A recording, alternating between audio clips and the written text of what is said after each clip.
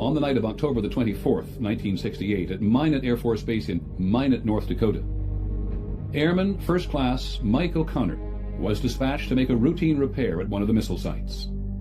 We made our turn to come down the road to the missile site, and out of the corner of my eye I observed what I thought was a farmer's yard light, but it looked awful bright. As we proceeded down the road, the object appeared to lift off the ground and parallel us down the road until we came to the missile site.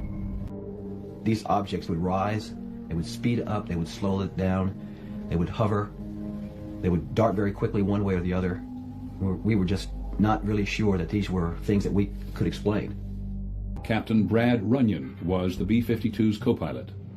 The air traffic controller asked us if we would mind going out to this one area and looking for something. I was curious, and I said, well, what are we looking for? And they said, well, you'll know it if you find it.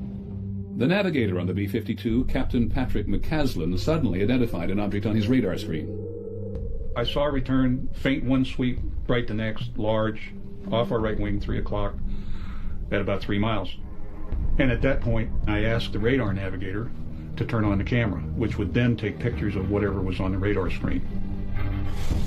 These pictures of the radar screen show the object flying in formation with the B-52.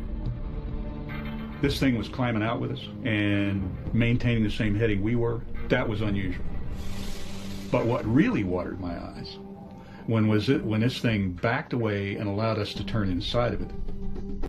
My estimate overall object was a minimum of 200 feet in diameter, and it was hundreds of feet long.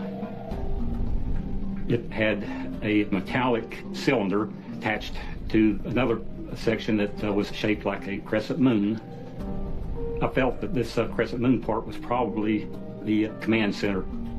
I tried to look inside the thing, but all I could see was a yellow glow.